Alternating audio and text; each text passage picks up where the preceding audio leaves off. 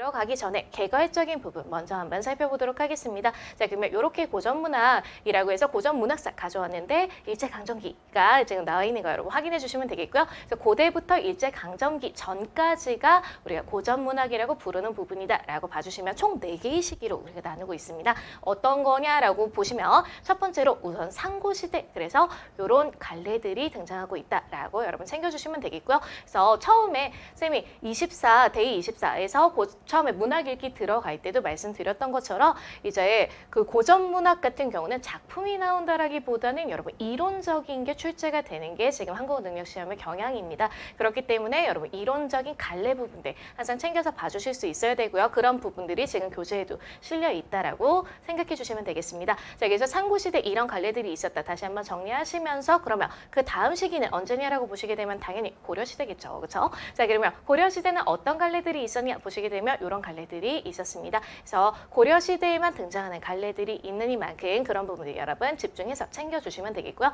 그다음에 조선 전기겠죠. 그래서 조선은 굉장히 길었고 또한 남아있는 자료가 최근에 가깝기 때문에 많이 있거든요. 그래서 조선은 전기와 후기로 우리가 나눕니다. 그러면 조선 전기는 언제까지냐라고 하면 임진왜란, 병자호란 때까지가 조선 전기다라고 생각해 주시면 이런 갈래들이 있었다라고 다시 한번 정리해 주시고요. 그리고 조선 후기 같은 경우는 이제 이런 갈래들이 있었다라고 여러분 생각해 주시면 됩니다. 조선 후기 같은 경우는 여러분 좀 지금과 가깝기 때문에 여러분들이 편하게 생각하는 부분들입니다. 그러니만큼 이런 부분들은 너무 긴장하지 마시고 아까 말씀드렸듯이 이제 즐겁게 같이 가보면 좋을 것 같습니다. 이 부분은 지금 교재에는 실려있지 않은 부분이지만 이게 대략적으로 한 장으로 선생님이 이렇게 정리해 놓은 부분이니만큼 참고해서 여러분 공부하실 때 봐주시면 좋을 것 같습니다.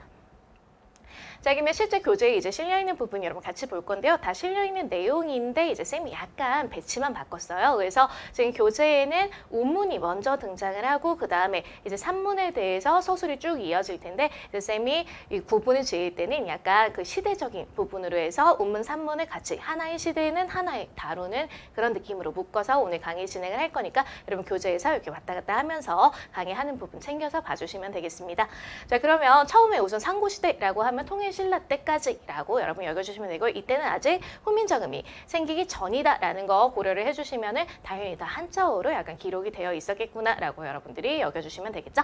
자, 그러면 첫 번째 고대시가라고 되어 있는 거는 여러분 고등학교 때 우리 되게 많이 봤는데 이때는 대표 작품 5개밖에 없습니다. 여러분 이 5개는 그러면 그쵸 반드시 기억을 해야 된다는 얘기죠.